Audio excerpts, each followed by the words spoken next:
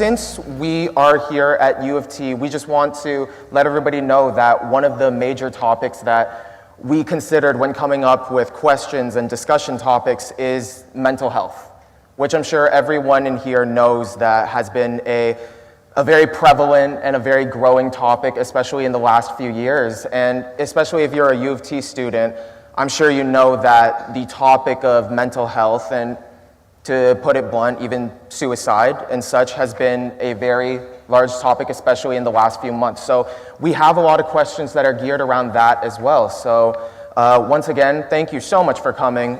We are very excited and honored and grateful to be here, but to be here with all of you. So do you guys want to get started? Perfect, perfect. Thank you so much.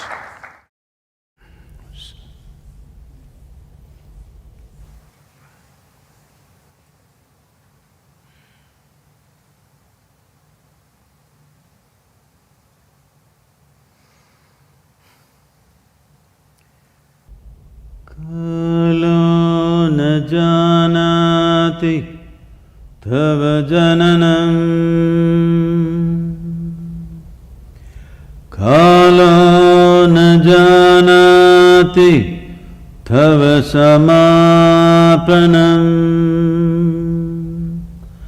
Drushto maya tava mahakaraha Yogeshvara Kala Kala Yogeshvara Kala Kala. Good evening everybody. I just decided to chant because he said one of the main issues is mental health. We need to understand this. As today, slowly people are beginning to understand, for physical health, doctor is not the solution. How you eat, how you stand, how you sit, how you breathe is the solution. Hello? Yes. What you do with yourself on a daily basis.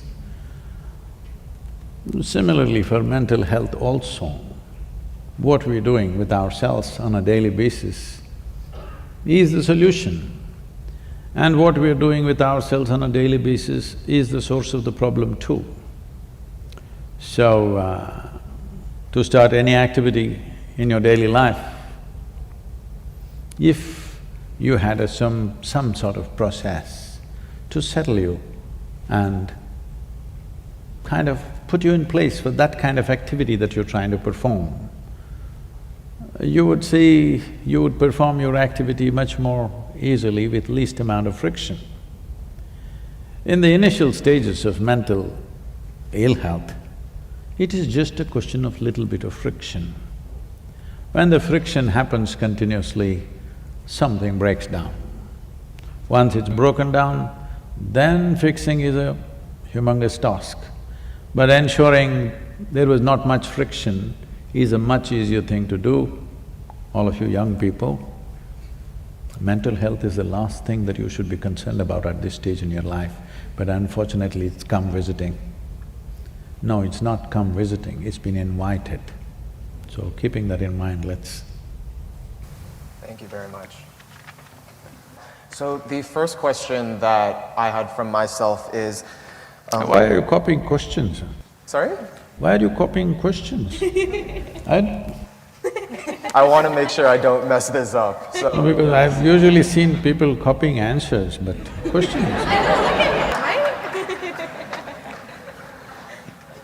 But yeah, so the first question we had was, nobody goes through life unscathed. Everybody has had a past experience with a person or a situation that left a permanent scar on them, such that whenever we are reminded of this, the sadness or loneliness or pain associated with the memory comes back regardless of how much time has passed. Is there truly a way for us to move on from and let go of the things that have hurt us in the past such that they have no substantial emotional effect on us? And if not, how can we heal ourselves from this past pain? When you say everybody, that's a very sweeping statement. It's not true with everybody. Unfortunately, a lot of people are getting into that space. Fortunately, not everybody. I am not in the group. This doesn't mean that everything in my life happens just the way I want it. No. Very few things happen the way I want it. I want you to understand this. If you keep the scope of your life very limited, let's say just your education or your profession or your family, then maybe 90% of things happen your way, 10% of the things don't happen your way. But if you expand your activity globally, then you will see only 10% happens your way, 90% doesn't happen your way. So if you're the freaking kind, then you will break yourself down. So one thing we need to understand is that if mentally, emotionally, we are freaking out on something or the other, I want you to understand there is no complexities to this. To make it very simple, you are freaking whenever things don't happen the way you think they should happen. Hello? Do you understand this? Your only problem with life is, it's not happening the way you think it should happen. Hello? That's all. If it is not happening the way you think it should happen, maybe it is happening somebody else's way and somebody else is happy. Yes or no? And most of the people in the same breath, they say they believe in God, so maybe it's happening his way. So essentially, it's not happening the way you think it should happen. But look at the way you're thinking. 2 years ago, how you're thinking, and today how you're thinking. Is it the same? No. So you are glad those things didn't happen.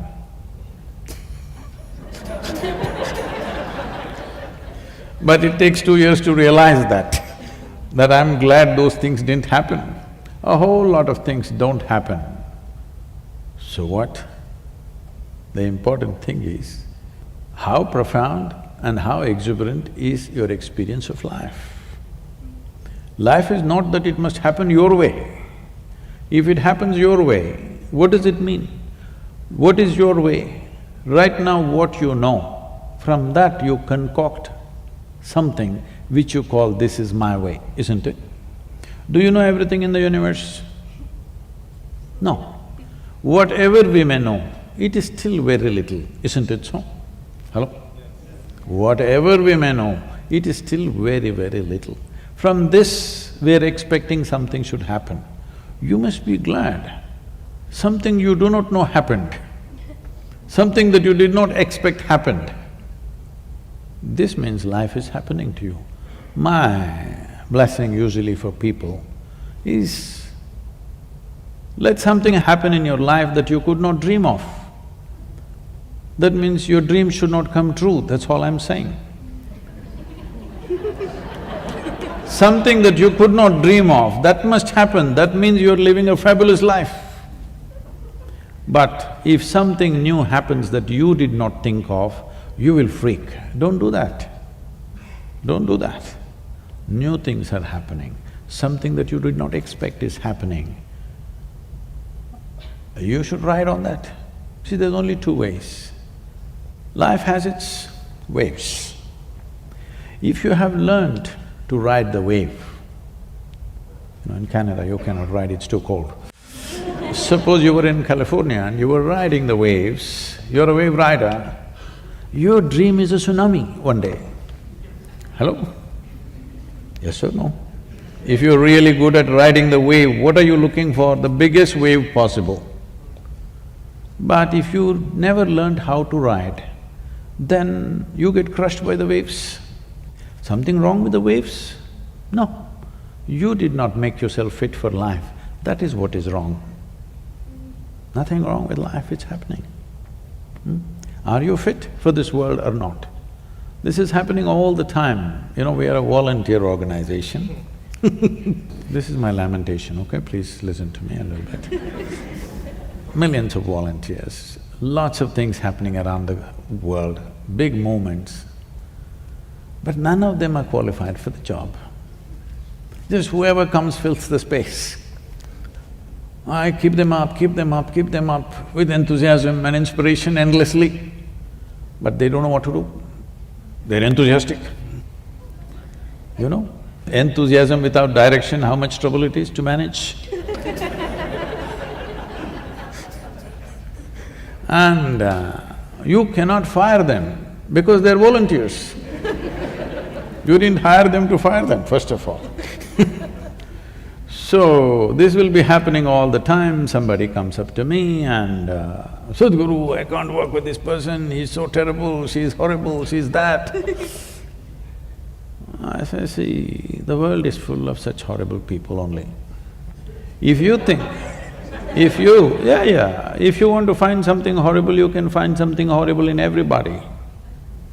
Just in everybody, without exception, yes or no?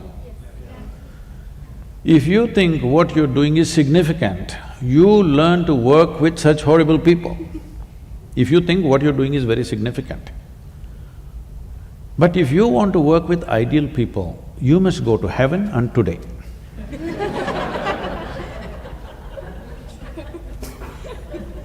So, at this stage in your life, young people, don't produce a list of complaints about what's wrong.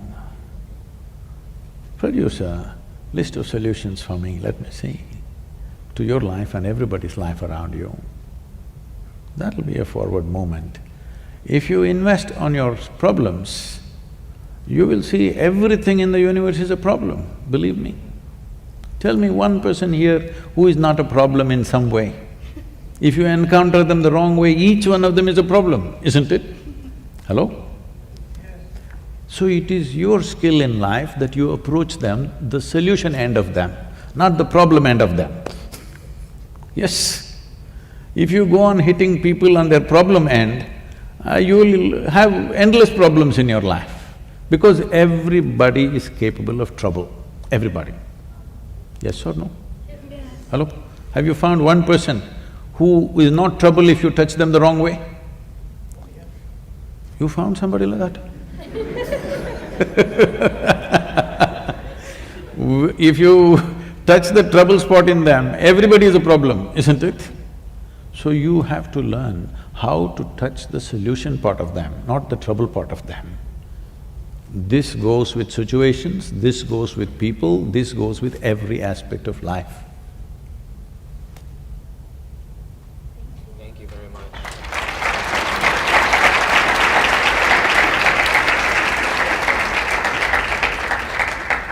So Sadhguru, a lot of our students take leadership roles at school. A lot of them are just good friends and are part of families where problems do exist, and they take the caretaker role a lot.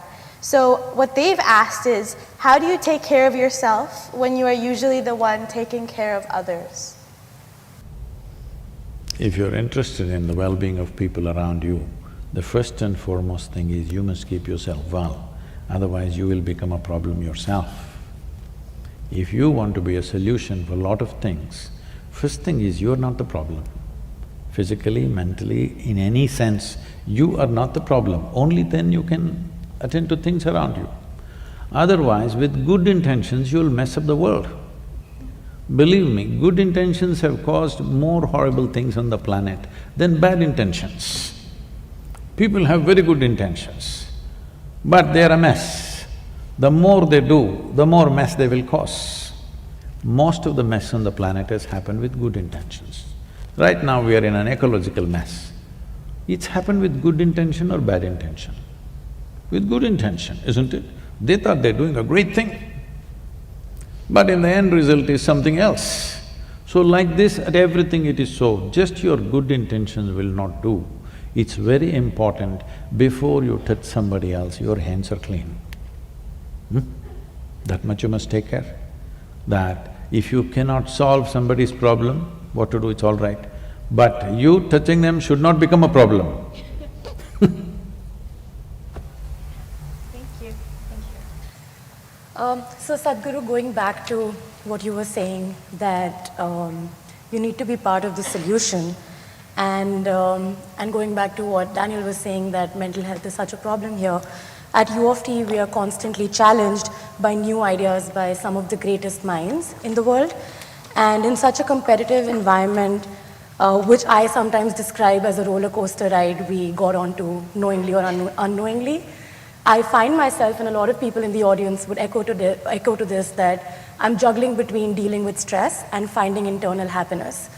I want to understand, how do you live in the moment? How do I cherish my victories or my failures before I move on to the next task in life? That's many questions in one. That's a very typical Indian question.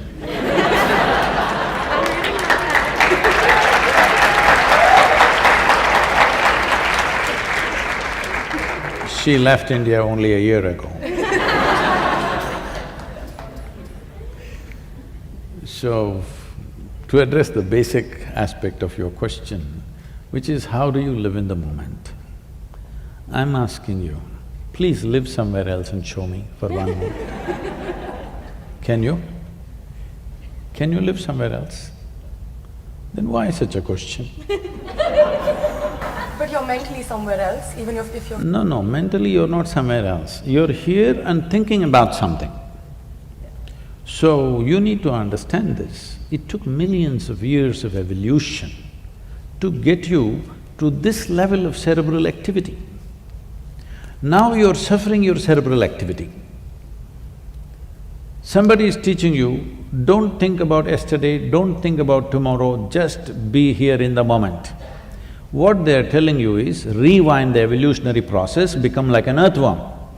Yes, of course, an earthworm is eco-friendly creature, which human beings are not, unfortunately. But it took millions of years of evolutionary work. I want you to just imagine, from a single-celled amoeba to you, the most complex creature on this planet, take an enormous amount of work, isn't it? You think it was all wrong? Hello? You think it was all wrong?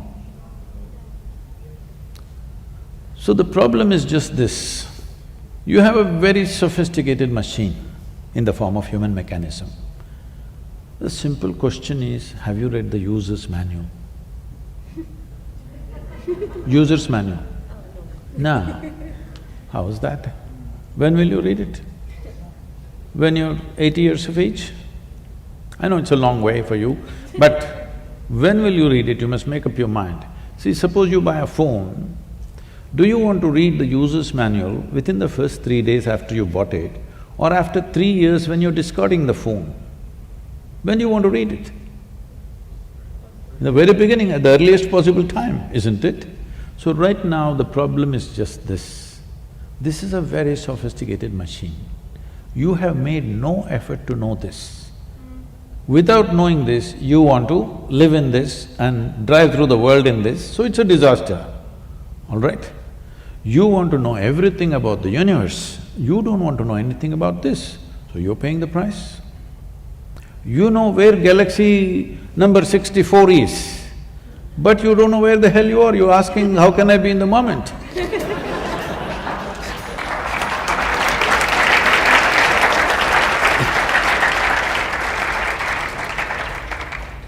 Simply, information is very deceptive. Information is very deceptive. You have information about that galaxy, this galaxy, you think you know it. No, we don't know it, we just read it in the book, all right? But this is reality, existentially you're true, isn't it? Humans know everything about this because this is you. You don't know that galaxy, that's another matter. If you wish, you can know. But you must know this because everything that you experience through this, isn't it? Do you see me right now? Where? Right here. Now, this light is falling upon me, reflecting, going through your lenses, inverted image in the retina. You know the whole story. Where do you see me right now? Within yourself. Where do you hear me right now? Within yourself. Suppose suddenly I become blurry and hazy, you think something wrong with me or with your vision?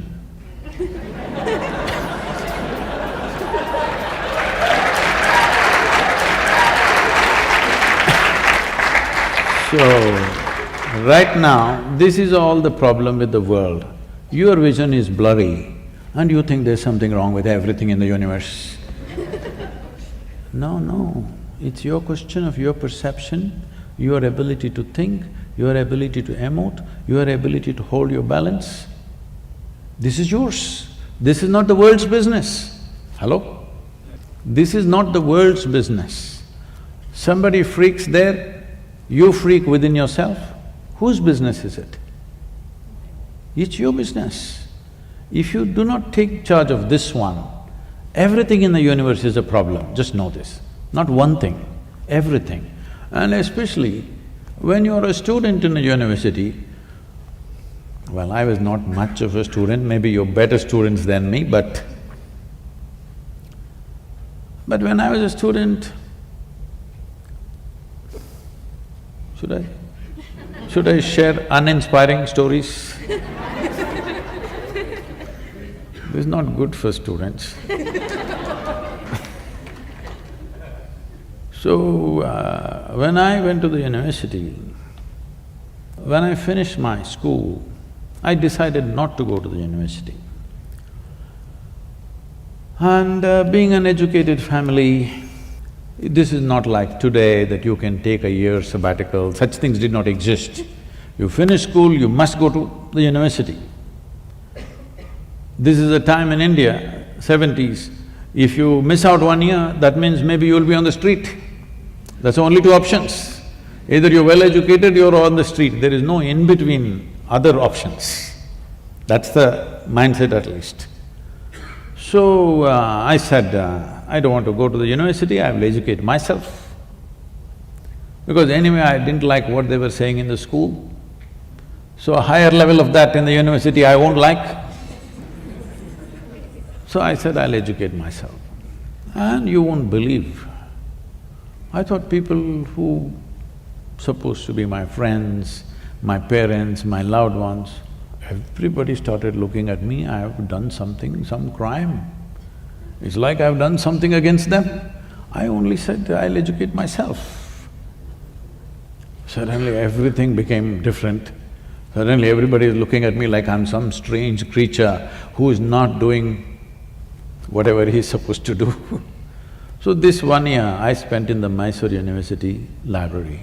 Every day, library opens at 9 AM, I was the first customer. It closes at 8 PM, I was the last one to leave. I was a… why am I telling you all this? In the moment.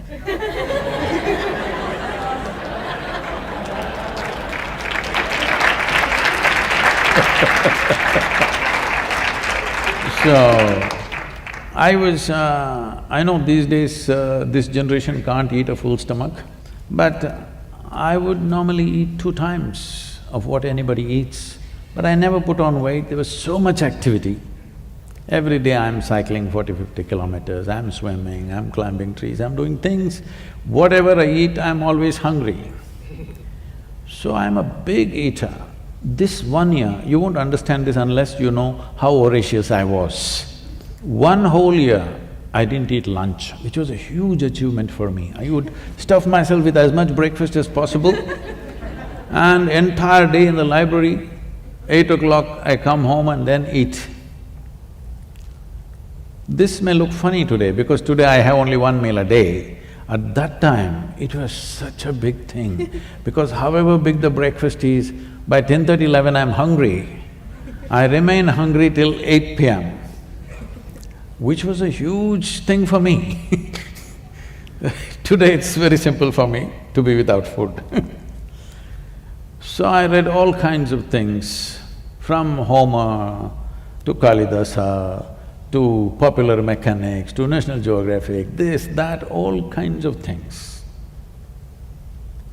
Nothing in particular, simply literature, philosophy, geography. Geography always fascinated me, so a lot about the world and the planet.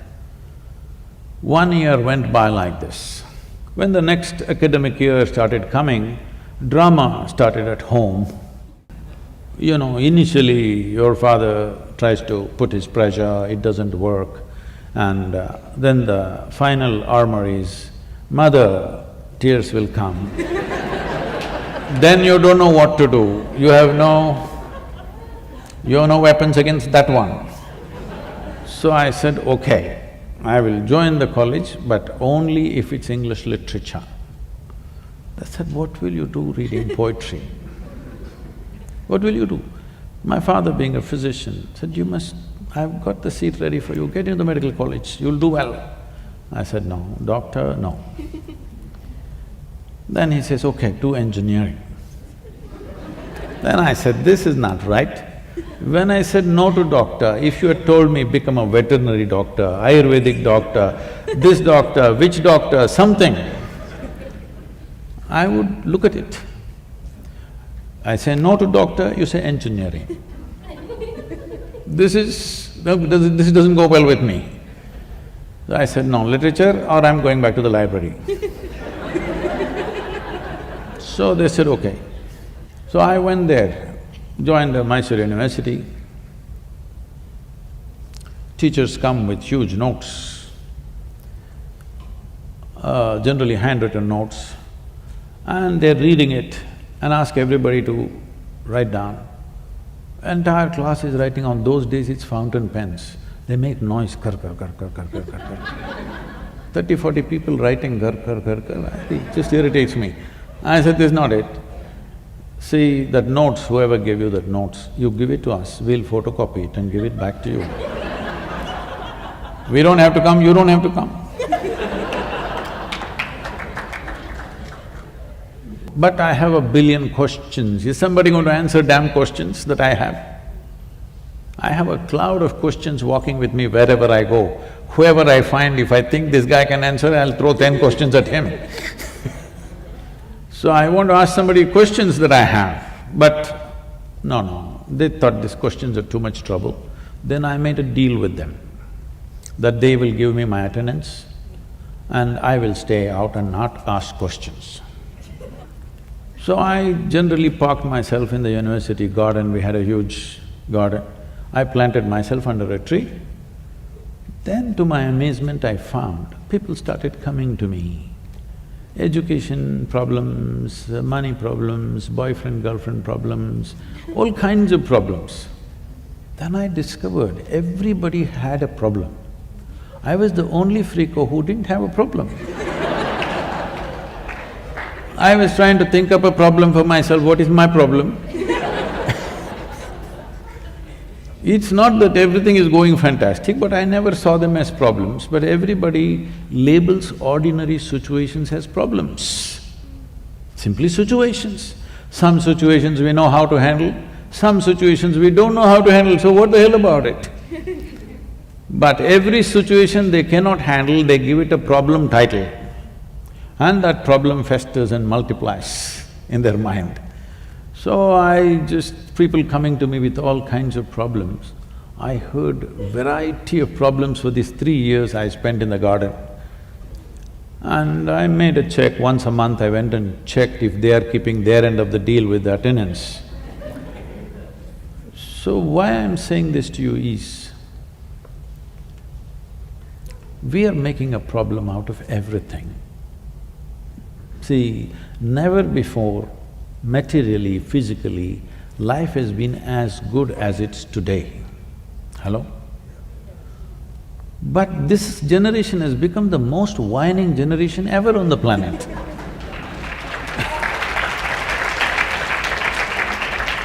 Small things, big things, everything whining, simply because they're taking such strong positions on everything. There is… youth means you must be open. You've not taken any position in your life yet. Yes.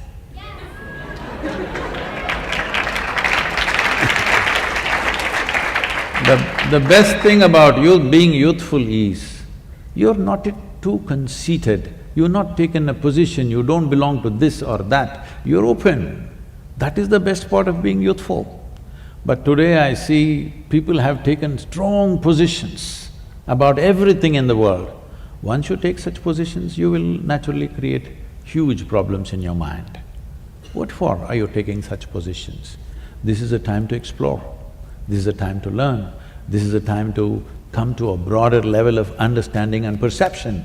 This is not a time to take positions. I'm this or that. They've even… by the time they're 18, they belong to some political party. It should not be so. Till you get out and find your way in the world, till then you must just soak up as much life as possible. Just see tomorrow what really works and you support that, what works for you and for everybody around you. Taking strong positions, the moment you take strong positions, the openness of your mind is lost.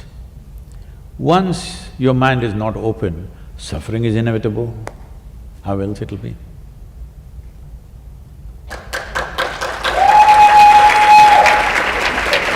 Who's that guy?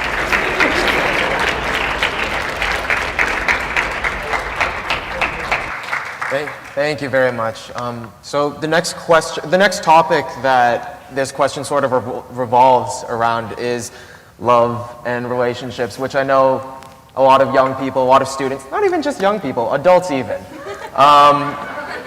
It's everyone, at some point in their life, hopefully. So love is such like a universal topic. It's in movies, songs. It seems like such a basic component of life, yet it's really hard for us to define it. It's really hard for us to truly know when we're in love, to truly know if it's the right kind of love, if it actually is love, if it's just infatuation. If you feel really strongly, it must be love because you can't get them out of your head. So this can be, and maybe that's just me as a young person. But yeah, so love can be a very, very big topic. So the question that we have that we've sourced from the U of T community is, what does it mean to love someone both unconditionally and healthily? Unconditionally? Hello? Does anybody know what's unconditionally? Without any conditions. Oh.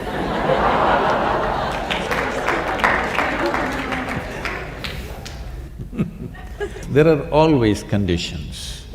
Are they reasonable conditions or unreasonable conditions? That's the only way you can distinguish. But what is very reasonable for me may be unreasonable for you. What is very reasonable for you may be unreasonable for me. So friction happens. The problem is this, that we are calling human transactions as love. Human transactions are human transactions. People come together for various needs. If you have to learn together, you form one kind of group. Maybe two people will sit in the library and study. They were only discussing the subject, I mean to say. You also went to the library, but…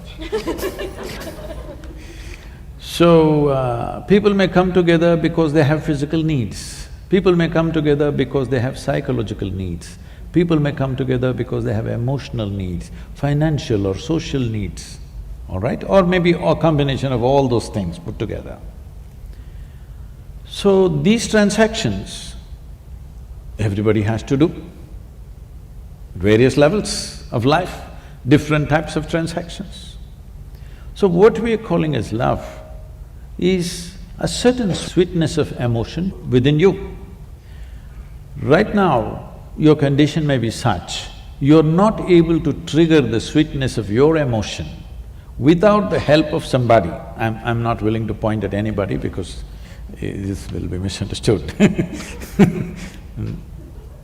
Without the help of another person, you are not able to trigger the sweetness of your emotions. Now, you think, only with this person, my emotions can be sweet. I'm asking you, whether it's love or hate, anger or tranquility, whatever or whatever, pleasure or pain, even light or darkness, does it happen within you or outside of you? Within you. What happens within you, if it needs an outside push, that means you're a low-tech machine. In 1950s, if you owned a car, morning if you have to start it means you need two people to help you. Otherwise it won't start. But today all the cars, even in extreme cold, self-start, isn't it? Isn't it time you upgrade your technology? That if you sit here, you can sit here lovingly. Not because of her or him or her. Just like that, you can sit here lovingly. If there's somebody you can share, nobody, you can sit here lovingly. What's stopping you? So, if you made yourself as a human being with a joyful mind and a loving heart, then you will conduct transactions, various transactions, in a sensible, graceful manner. Those are called relationships. Love is one aspect which is within you. Relationship is a transaction, the other person is involved. This is always a compromise, there's no perfect relationship anywhere. Yes or no? There is a give and take. If you're running the relationship 51% your way, you're doing great. Sometimes the percentage tilts in their favor, you try to push it in your favor. Transaction, but any transaction will sustain only if it's beneficial for both the parties. Whether it's marketplace, friendship, marriage, whatever, it will only sustain if it's beneficial for both the parties, isn't it?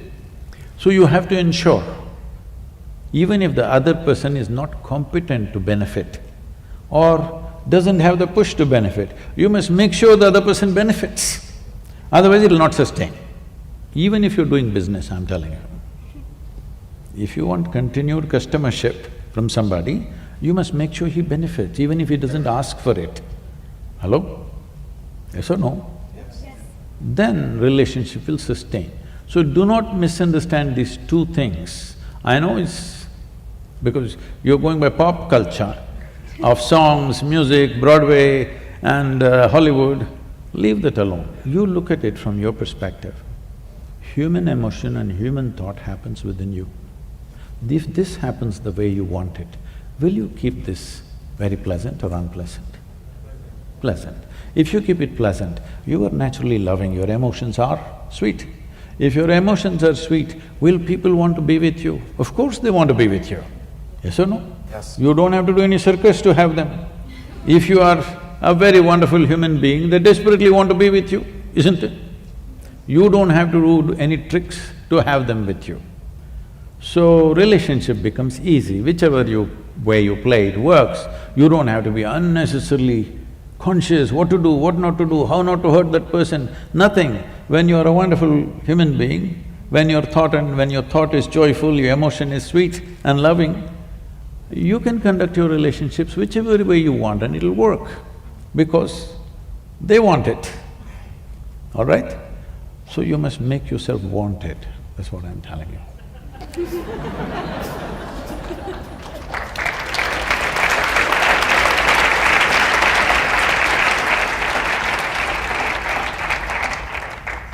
So the next question we have is about identity. It's a personal question that I've come up with, but I think some of you might be able to relate. So I'm a diaspora, I'm Canadian born. My family is from Tanzania, but originally from Gujarat. So I've always struggled to identify who I am in the Canadian context. So when I went to school and I had to eat lunch, I would take my butter chicken and I would go sit on the side because I didn't want my white friends to have to smell my food. But when I was with my family at mosque or temple, I would all of a sudden have an Indian accent. So I was always stuck between these two identities constantly. And these are things I did as a child, 6, 7, 8, 9. And now as an adult, I'm still trying to figure out how to navigate in this space. So my question for you is, as youth, we have the ability to adapt our identities to fit the social surroundings we're in. How do we begin to understand our authentic truths and act upon them in a world that expects us to change and be amiable in our environments? See, in 21st century, the comfort of belonging to a specific community, because especially you come from India. In India, people lived in adjacent homes for thousands of years actually, for millennia they've been there in the same places. But this is one kind of community, this is another, they cook differently. They're all together, everything, but they still cook differently. They always get married among themselves. They've maintained this for thousands of years. I always look back and see, how the hell did they manage? The cooking didn't get mixed up, you know. How did they manage this? It's quite incredible they managed that. But that time is over in many ways. We must preserve those individual cultures because they're valuable, because they evolved over thousands of years. Each one of them have their uniqueness and beauty about them. But it lost its value when you did not understand what is a difference and what is a discriminatory process. See, it's wonderful that each one of us are different. If there was one more person just like you in your home, could you live there, I'm asking? Hello? Aren't we glad everybody is different and nobody is like us? So whether it's as an individual person or as a community or as a nation, we are all different and that's fantastic. But when we misunderstand differences as discriminatory process, then it becomes ugly. When that ugliness comes, we want to demolish all differences and make everybody into McDonald's. Okay? Because we think the evil is differences. Evil is not differences. The evil is in you thinking one is superior to the other. Instead of seeing this world is fantastic only because we are so different. You're all of us same. I won't have a conversation with you if you were just like me. Hello? If you were just the same as me, why would I sit here and have a conversation with you? Only because you're different, you're worth talking to, isn't it? So differences are fine, we don't have to suffer them. It's really wonderful that this small little planet has thrown up so many varieties of people. How many varieties of people? Leave the individuals, even as communities, as nations, how many varieties of people? The way we eat, the way we talk, the way we do things, the way we dress, everything is different and that's fantastic. We just have to educate the world that differences are wonderful, discrimination is horrible. This distinction if we get, you can be whoever the hell you want, all right? See, from generation to generation, how your parents were, they are also diaspora in Africa.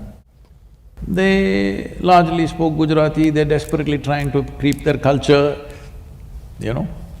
Actually, people who come out of India in 50s, 60s, they are more Indian than the Indian people. Because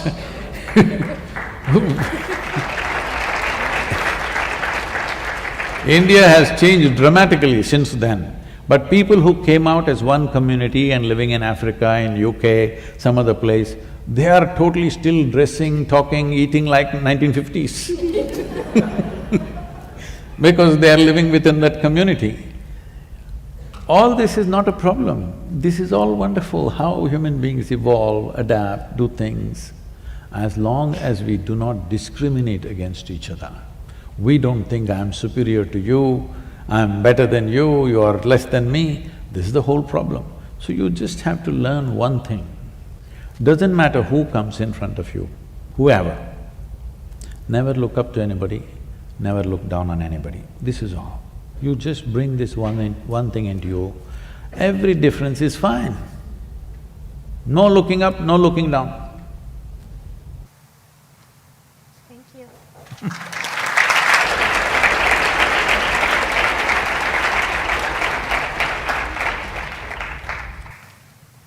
Sadhguru, the next question is something that we've sourced from the audience, and it's been a personal question as well, which is that when we're on this journey of life, we tend to set a lot of short-term goals, and when we don't achieve them, we don't know how to deal with failure. And that is something we all deal with a lot at U of T in specific, but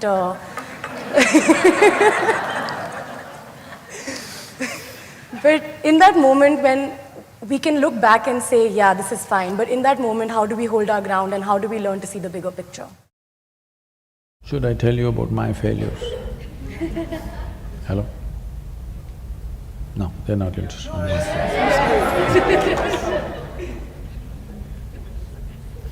I have some fans who want to know about my failure.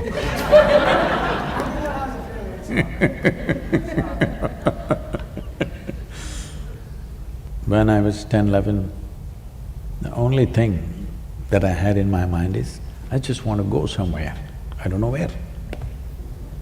So those days if I got 5 rupees, 5 rupees was lots of money. I bought a little bit of bread and disappeared into the jungle. Just walked around, caught a bunch of snakes, I observed everything from insects to worms to animals to everything. When I ran out of food and became difficult, after 3, 4, 5 days, came back. By then there was a lot of unnecessary excitement in the town.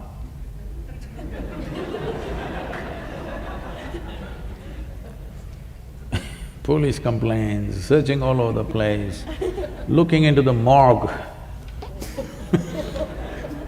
all kinds of things. And then I came back and they were all this thing, but I had left a note. They just ignore my words and do everything else.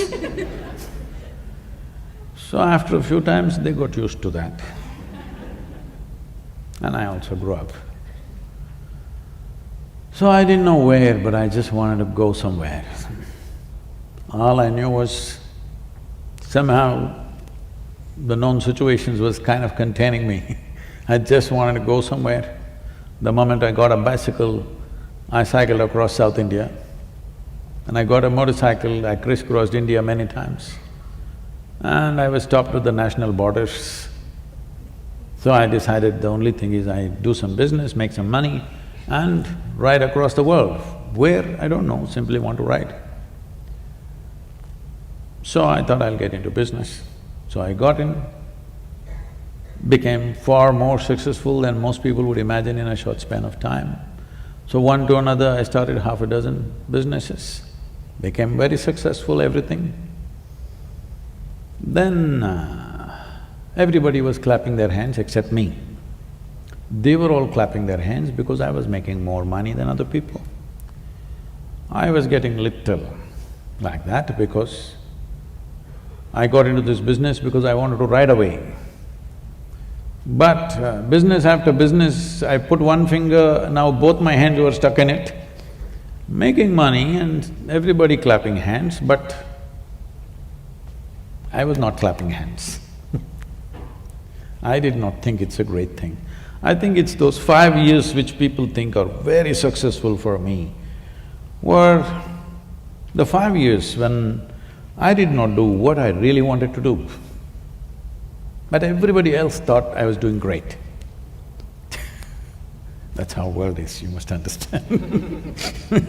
When you're doing great, they think you're doing no good. When you think you're doing no good, they all think you're doing great. So you must know whose interest is in their hearts. So then one afternoon, it so happened I burst into an ecstatic state for no reason, every cell in my body bursting. And then I look at myself, what is happening to me? Am I going off my rocker? Am I losing it? What's happening? But I know I don't want to lose what's happening because it's too fantastic. If I simply sit here, I'm dripping ecstasy.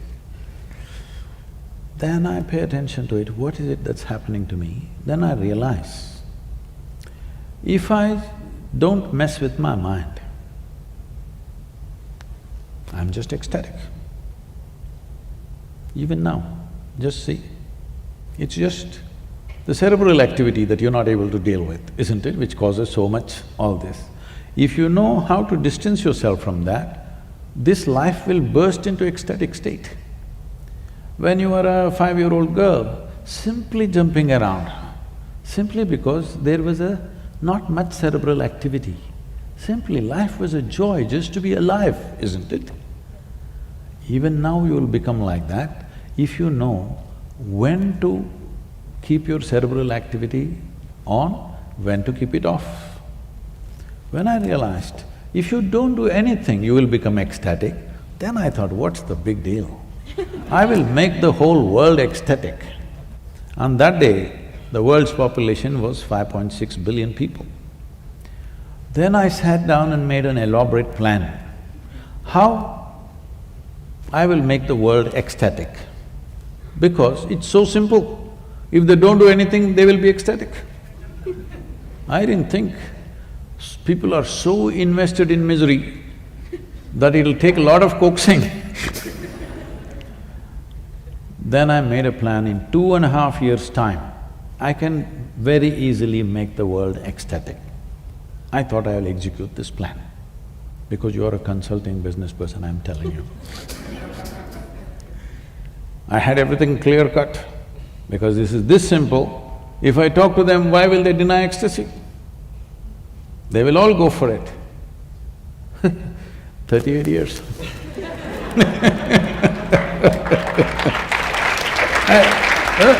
Don't do this. You're clapping at my failures. So people today say we have touched somewhere between 800 to 900 million people. But that's not my idea of the world. Population has grown to 7.6 billion people. Now I know I will die a failure, but I'm a blissful failure, okay? Because first is, I learned how to fix myself before I do anything in the world. If you fix yourself, will you fix yourself in a pleasant way or unpleasant way? Pleasant way. So if you become joyful by your own nature, then you do something in the world. Depending upon the times in which we exist, we must understand this, never underestimate this. Depending upon the times in which we exist, we do certain things, our world allows us to do certain things, isn't it? Today you're in your university, all of you here, because this is 21st century. If this was 12th century, maybe you would be fighting a war, maybe you would be plowing the land, maybe you would be doing something else. So you being a university is not your achievement, it is the times. You have some role, you have a stake in it, but it is the times which is allowing you to do this, isn't it? Historically, at what time we are born is deciding most of what we do. So do not make that a big affair. First and foremost thing is to grow this piece of life to its highest possibility. If you grow this one to a certain level of capability, competence and well-being, this will do something in this world according to the times. Instead of that, what you're trying to do is, you're trying to upgrade your activity without upgrading the machine. It is like you took an old beat-up pickup truck, I won't name the brand because they're just across the Great Lakes.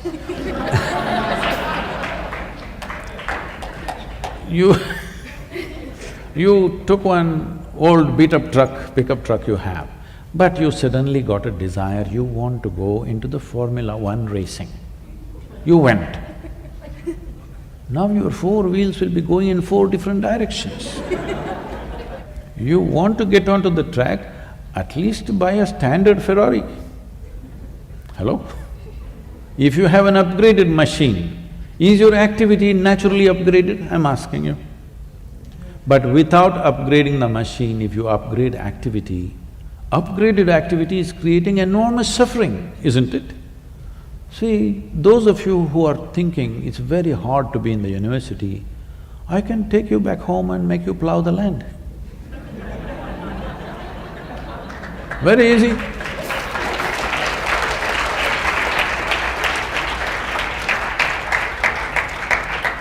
You don't know what it is. So I'm not trying to make fun of things, but I want you to understand the privilege of being in the times in which you are, where our survival process is better organized than ever before in the history of humanity. Yes or no? Yes or no? Are you materially not living better than your parents and grandparents?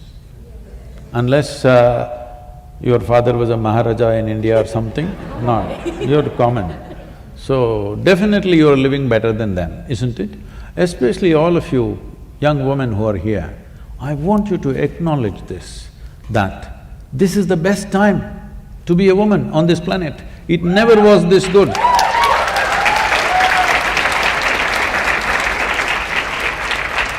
Well, still there are issues which we have to improve, no question about that. But isn't it better than ever before?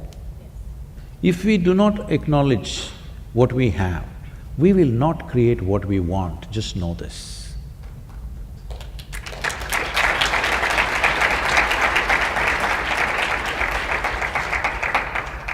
Sadhguru, while we're really enjoying this conversation and I don't want to bring it to a pause, but I would like to open up the floor to audience questions at this point. Okay, my question is that why we do puja or any kind of ritual into our Hindu religion or those kind of thing? Why does somebody do puja? Yeah. Okay. Okay, okay.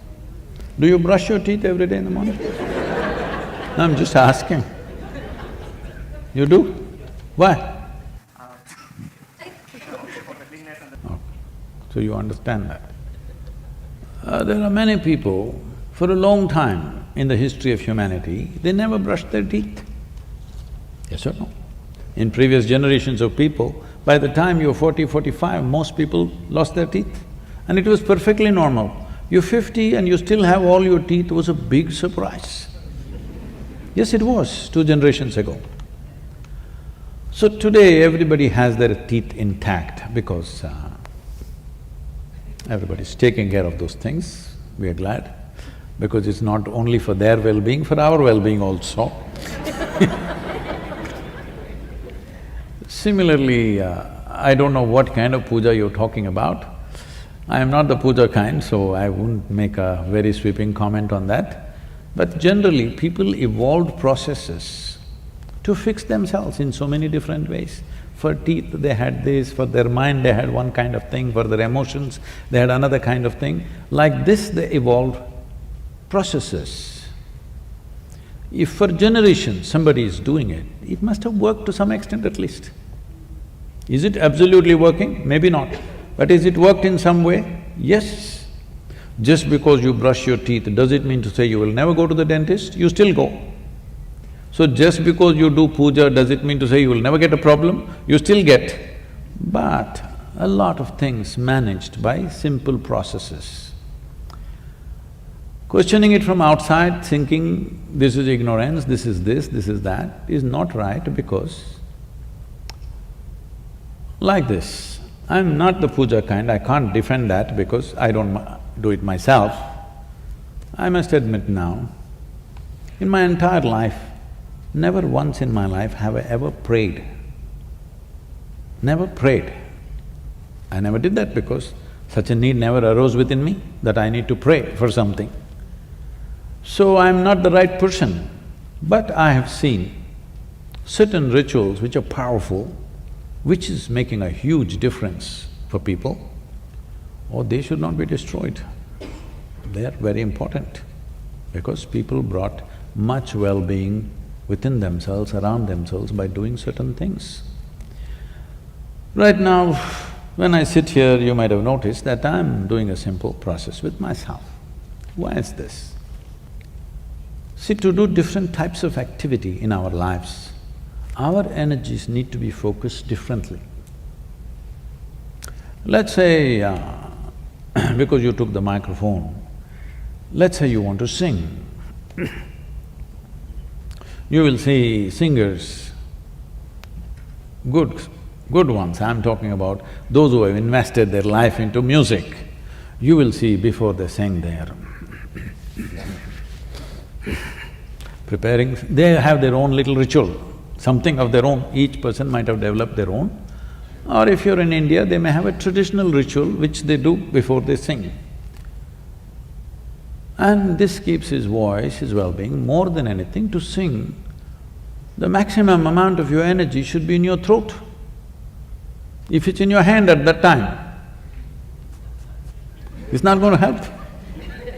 To perform different types of activities beyond certain level of competence, you need your energies focused. Why do you think one human being is able to do a certain activity so well, another person just can't do it? Simply because their energies are focused that way either naturally or by training. An athlete, before he runs, he's doing his own little ritual so that He doesn't get his cramps and this and that. That's his own ritual.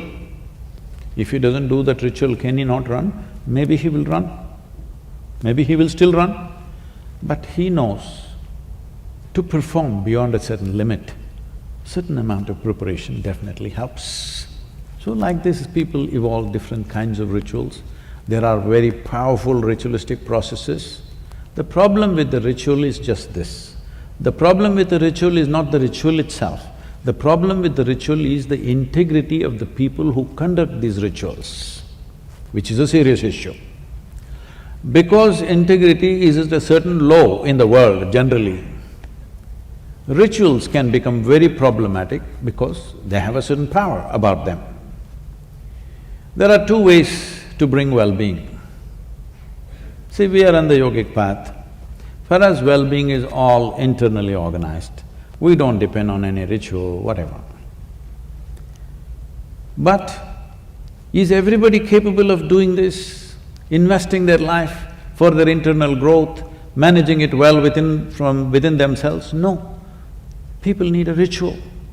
100 people are sitting here, they're not able to do things by themselves, so you do some common process for all of them.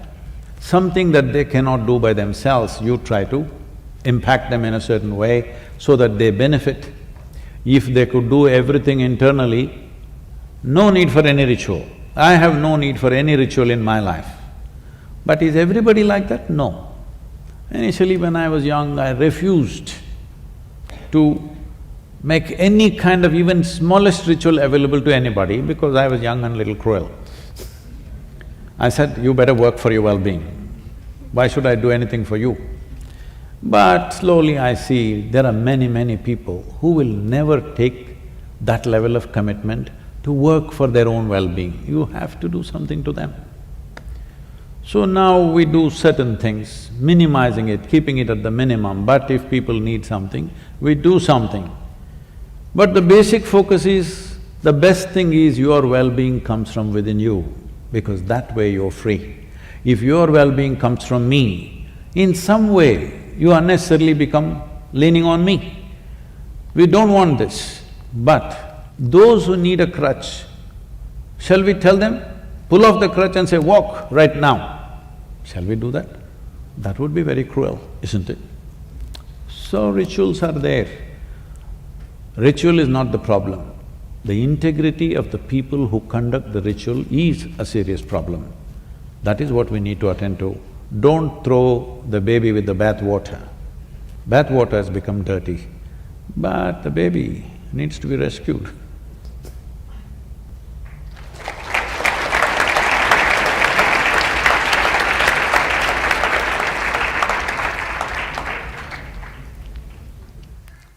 Namaskaram, Sadhguru. First, I'd like to start by saying that thank you for everything that you have done. I've taken your inner engineering course a while back, and it has done amazing things to me. I always thought that in order to be spiritually liberated, you need to find yourself a guru. And in the process of doing so, I've traveled to, I guess, Nepal and India looking for a guru. I've read an article that you published online where you've said that how do you know when you find your guru? And you've mentioned that if you meet someone who almost threatens you and you want to leave, but at the same time there's something that brings you back to this person, then you found your guru. Like, can you have multiple gurus, or how do you know you're in the right path that, hey, this is working for me and I should be doing this?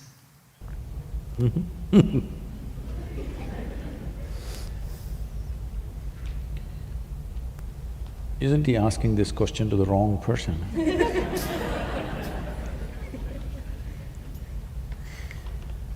See, first and foremost thing is, when somebody is saying something, okay, you listen to them. Don't believe them. You must listen carefully, but don't have to believe. You must look at them carefully. Whatever they're talking, has it worked for them? If it's worked for them, obviously they know what they're talking. So you must stay. So, is this my ultimate guru? Is he going to take to the end? Let's see, let's go one step at a time. You don't know what is ultimate, isn't it? If he helps you with the present level of your limitations, let's go to the next step and see what the hell he can do. If he does something meaningful, stay, otherwise go. Hello? So, don't think in those terms. See, every year I'm trekking in Nepal and Tibet. Here there is one Sherpa guiding me. He's an illiterate fellow, all right? But on the mountain, if there are two ways and I want to go this way, he won't say, Sadhguruji, please come like this. He'll say, I just go that way, He treats me like I'm his mule or something. But I just follow him, because there you better follow him. You understand? Because the simple thing is this, he knows the terrain, you don't know the terrain. The same goes here.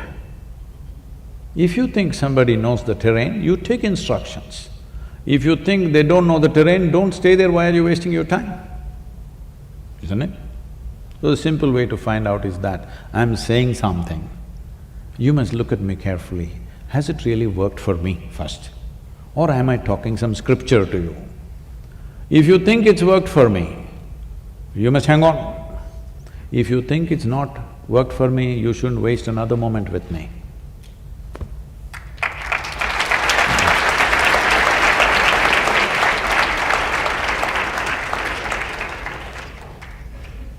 So I've been watching your videos for quite some time, and you've made an interesting comment that when you think of God, most people think of him as an old man sitting up there with a big beard, passing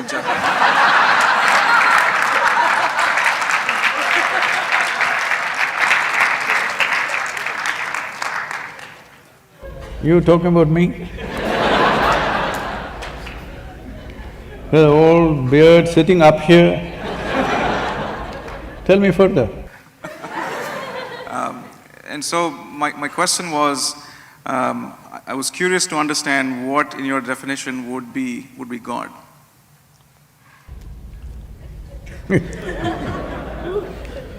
See, the reason why in every culture people have come up with their own concept of God. Every culture has a different concept of God, but everybody has come up with some concept of God. Because they have no explanation for creation, isn't it? Hello? You came out of your mother's womb and looked around, too much creation. You know you didn't do it. Then you looked up to your mother, maybe she did it. Well, she delivered you, but she did not deliver the planet, you know that. Then you looked at your father, no, not him. You looked at every other adult around you, nobody looked like competent enough to make all this happen, isn't it? Yes or no? There's not one person here who looks like he's competent to create this whole creation around us. So the simplistic conclusion is, there is a big man sitting up there. I fit the description, at least the Western description I fit, in the India I don't fit. But now there is an argument. There's a big argument in the United States churches, is God a man or a woman? The last election they tried to settle that issue. Didn't work that way. So, your ideas of God are essentially cultural in nature. You know Idi Amin? You heard of Idi Amin? You know, Uganda man? Not Tanzania, but in Africa. Idi Amin declared God is black. I agree with him. I agree with him. Because if a white man can have a white god, why can't a black man have a black god? So this argument also is going on, particularly in the US churches. They try to settle that in the previous election.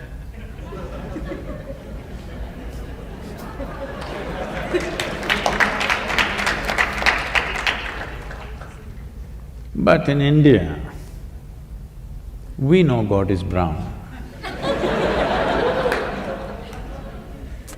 Especially Indians who live outside of India are very proud of this because, we know what God looks like because He Himself visited India 9 times. You don't know this? Hello? 9 times He Himself visited. To other places He sent His son, His messenger.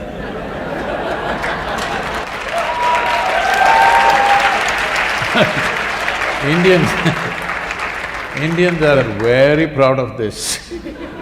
To other places only messengers and sons went, to India He Himself came.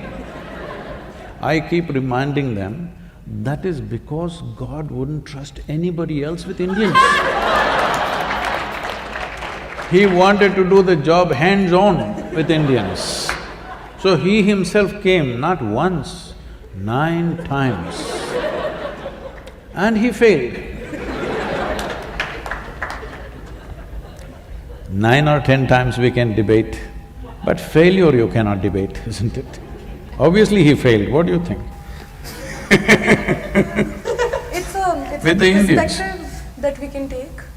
He maybe didn't do the best job, yeah, but… but he was good.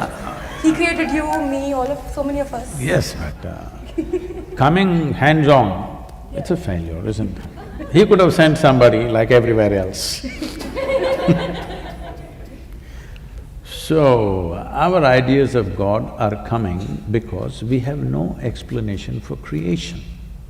What you're referring to as God is essentially that which is the source of creation, isn't it? Yes. Because you're human, you're imagining it has to be a big human being. Suppose you were a buffalo. You would definitely think it's a big buffalo. You heard of the big yak in Tibet? You've not seen? I went hunting for a big yak. I drove all over Tibet, took permissions and drove off-road everywhere to see the big yak because they told me the big yak from horn to horn is 6 feet wide. I wanted to see this animal. Oh my God, how would it be? Then after driving everywhere, I realized it's little got big in their heads. It's little bigger than the domesticated yak, but it got so big, they said it's 6 feet wide, the horns. And I said, I must see this. But there was no such animal anywhere in Tibet. So, if you were a buffalo, you would definitely think God is a big buffalo, isn't it? So our ideas of God are childish, but it is a fact that you and me did not make this creation happen. That's a fact, isn't it? But you don't know how it happened. With all the exploration of science, we still do not know how it exactly happened. Nobody knows, isn't it? You pay attention to a flower, to a leaf, to an ant, to an insect. If you pay enough attention, each one of them smacks of tremendous sense of intelligence, isn't it so? Hello? If you put filth to the root, it becomes a flower. Fantastic or no? Look at you. Look at you. Just the soil that you walk upon, look at you how you are sitting, became such a sophisticated machine, isn't it? So whatever is the source of creation, well, sappy people are saying God is love, desperate people are saying God is compassion, other people are saying now it's a in thing in North America, so God is empathy. They've not been hit by life yet. But if you pay enough attention to creation, because it is the presence of creation which has given you the idea of God in your head, isn't it? If there was no creation, you wouldn't think there is a God. If you pay enough attention to every piece of creation, what you will see is it's intelligence, intelligence, intelligence, intelligence beyond what you can contain in your brains. Yes or no? But nobody said God is intelligence, unfortunately. If we had said that, definitely we would be populated with more intelligent human beings rather than the sappy ones. You know, our center is in Tennessee. We have a large center there. When I was new there, I walk into this town, which is a one-horse town, literally a small town. And I'm walking on the street and greeting people, smiling at them, thinking they'll be happy to see a new face. But it's a different kind of setup.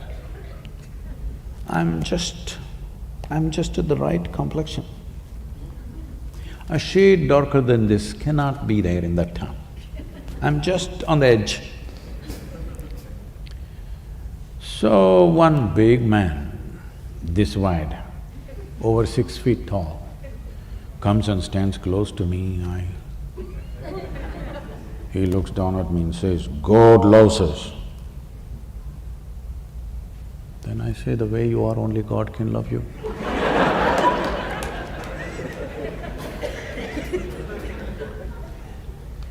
Before this went inside and worked, I had to go away.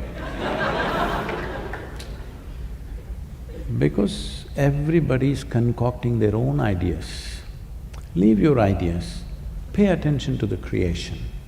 Tell me, if this flower has to blossom, nobody sprayed perfume to the roots, they put filth. Hello? They put manure. That manure became fragrance. This means, is there a tremendous amount of intelligence functioning in this rose plant? Hello? You ate a piece of bread and this became a human being. Is there a tremendous amount of intelligence beyond your brains functioning within you? Yes. So, this is the source of creation right now for you. If you access even one drop of that intelligence, you will live magically instead of becoming hallucinatory. If you believe things that you don't see, you will become hallucinatory. But if you access things which are not in your access right now, your life will get tremendously enhanced. That's what you should look at. Right now, there is an intelligence here which can turn a piece of bread into a human being. If I took a loaf of bread in my hands and made it into a human being, who would you think I am? You would think I am the source of creation, isn't it? Every one of you is doing this in your stomach, of course, not in your hands. But no access. So, if you don't have something, it's okay. But if you have it and you don't access it, this is a crime, isn't it? So my entire life's work is just this, so that you find access to the source of creation that also throbs within you. You're right now a piece of creation, that's fine, but you are also the source of creation within yourself. If you find access to that intelligence, you live in a magical way. Other people will think you're superhuman, but this is not about being superhuman. This is about realizing being human itself is super.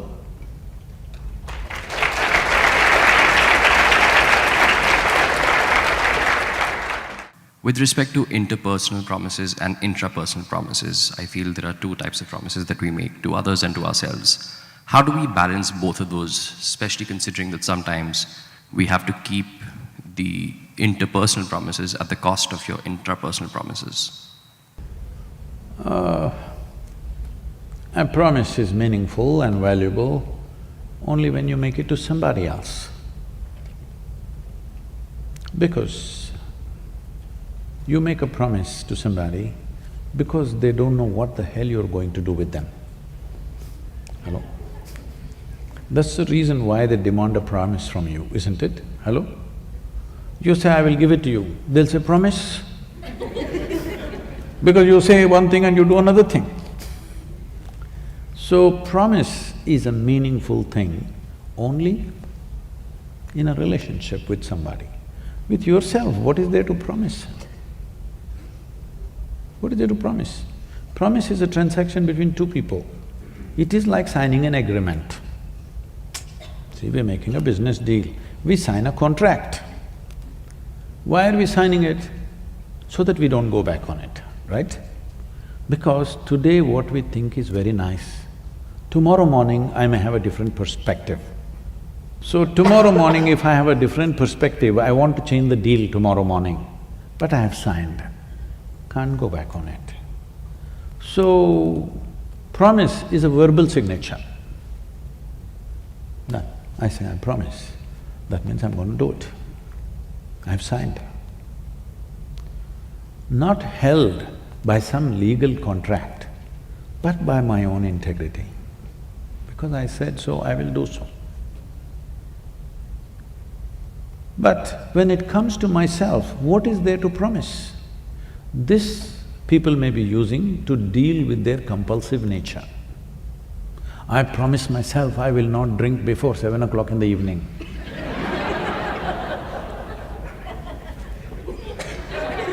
7:45. Don't make such promises, because the only way, the only and only way you can handle your compulsiveness is with consciousness, just know this. There is simply no other way. Whatever commandments you have from elsewhere, whatever promises you make to yourself, whatever vows you take, they will all make you freaky. You may stop one thing, something else will happen when you forcefully make yourself do something within yourself. Can I tell you a joke? It's okay? But this is a serious question. It once happened, Shankaran Pillai offered. You can't do that. He's not always funny, sometimes he's serious. Shankaran Pillai offered a ride for an office colleague, a female office colleague, a young woman, because she didn't have a ride that day. So he was driving her, then suddenly he became like an octopus. That is, his limbs were all over her. She pushed him away and said, "You idiot, I got into your car thinking you're a decent fellow, what are you doing here?" He said, "I'm sorry, I quit smoking."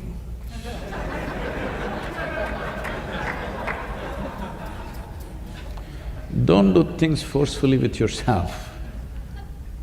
The only way you can beat compulsive process within you is by becoming more conscious. If there is darkness in this room, can all of you together, with all the strength that you have, can you kick the darkness out of this hall? Hello? No. If you just turn on the light, it's gone, isn't it? Because you must understand, compulsiveness is just absence of consciousness. Like darkness is just absence of light, compulsiveness is just absence of consciousness. Instead of becoming conscious, you're trying to play tricks with darkness. It's not going to work like that. If you compulsively, strongly stop one thing by will, it will manifest itself in some other way and some other way. No, you must become conscious. How to become conscious? That's another part.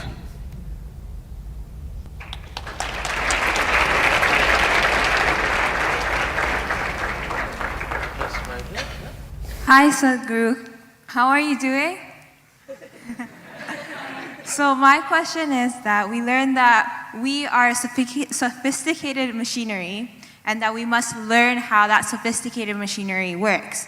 But how do we approach that? How do we go about learning how this sophisticated machinery works? Unfortunately, we have created a movement in the world, education being the core of it. There are many other aspects, Education is the core of it, where it's always about conquering the world. Right from kindergarten, they're only asking who is number one, who is number two, who is number three, who is number last.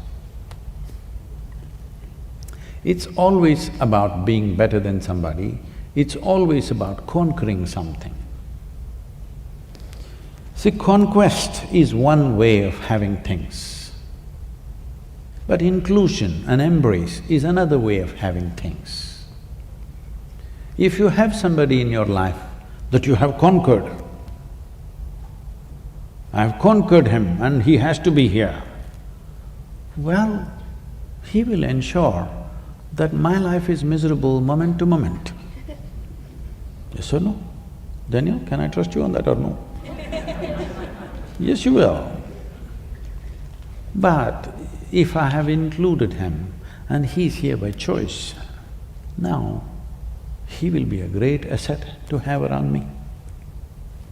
This is a choice you have. But unfortunately, the orientation of the education is a consequence of the general attitude in the society. We have become a conquering mode. I think this is a fallout from the imperial way of existence that we've had for last 3 centuries. That we think we are powerful and we are good only when we have everybody at our feet. Well, with technology, with worldwide growth of human aspiration, having everybody at your feet, times are over. Everybody needs to come to their senses. Having people at your feet, those times are over. Because many things have changed in the last 1 century, that you cannot conduct the world that way. But still we have not managed to change the education system fundamentally. Here, still you're struggling, who conquers whom? When you want to race with somebody, or when you think life is a race, all you want to do is get to the finish line fast, isn't it? Hello? If entire life is a race, finish line is death, why don't you get there quick? Hello? Is that what you want? People are telling me that is also happening in the universities, unfortunately. That is also happening, most unfortunate. Why would a young person want to take his own life?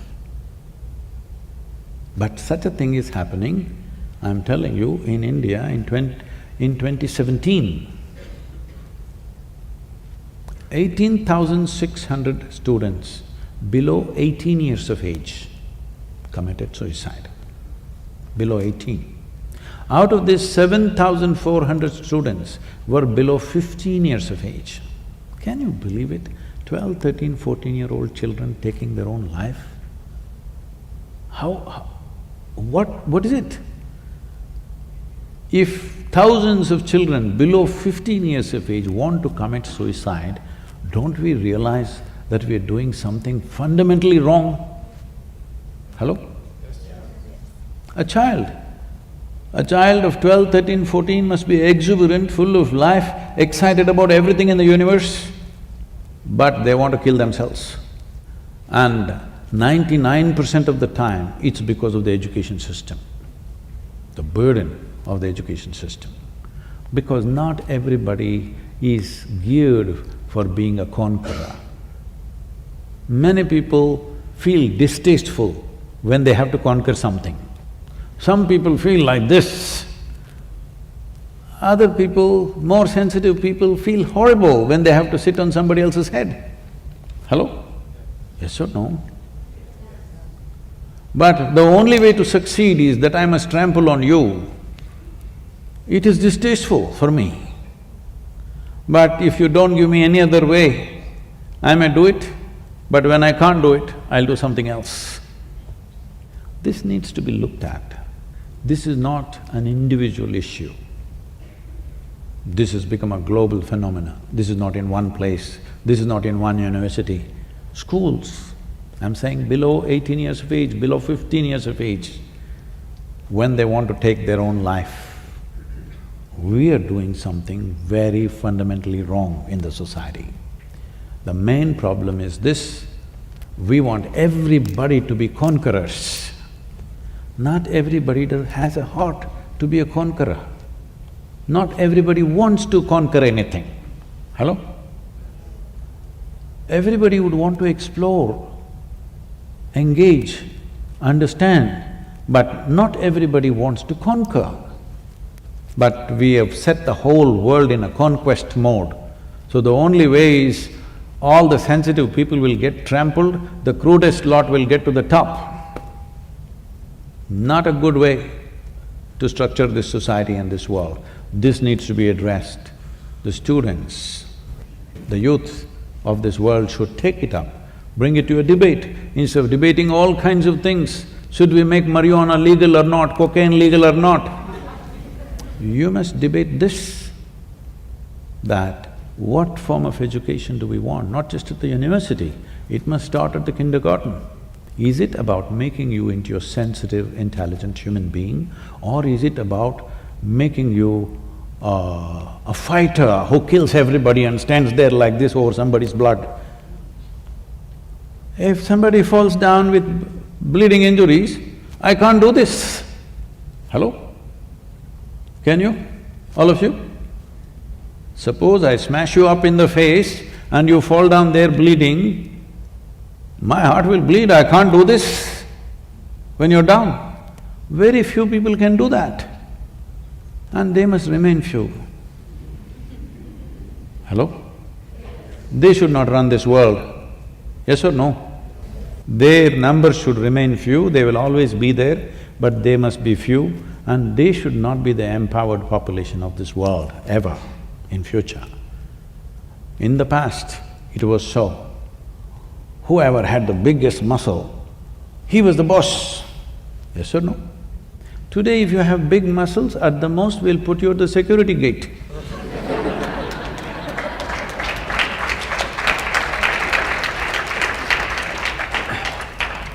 So the world has changed. It's time we change the structures which make people. Education is an important process because nearly 90% of the human population is passing through that one sieve, isn't it? Hello? There are many other structures in a society. We may go there, we may not go there, but nearly 90% of human population is going through this one sieve called education. This sieve should become a sensitive, very humanistic sieve. This should not be an imperial sieve, this should not be, an Adolf Hitler or Alexander the Great kind of sieve. Right now we are trying to produce them. We are trying to produce them always. We are trying to produce tyrants who will enjoy other people's failures, isn't it? Hello? Yes. I want to be number one means what? I enjoy all of you have failed. Why? Why have we brought this about?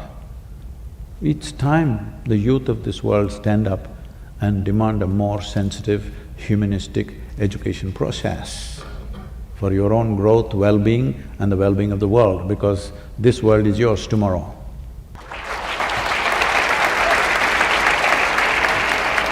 How do we counterbalance the power of social structures put on by popular culture? It feels like it sometimes holds youth in ignorance and has them carry out a swayed perception of self-worth, and can also lead people to destructive behaviors like drugs and alcohol because it's so cool. This is the most common thing amongst us young people.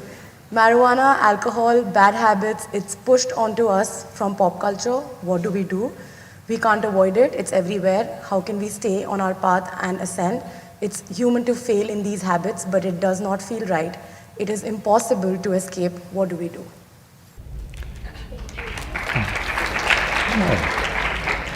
I see it's a popular question. If you're a good manager, you're conducting this the way you want and blissed out all the time.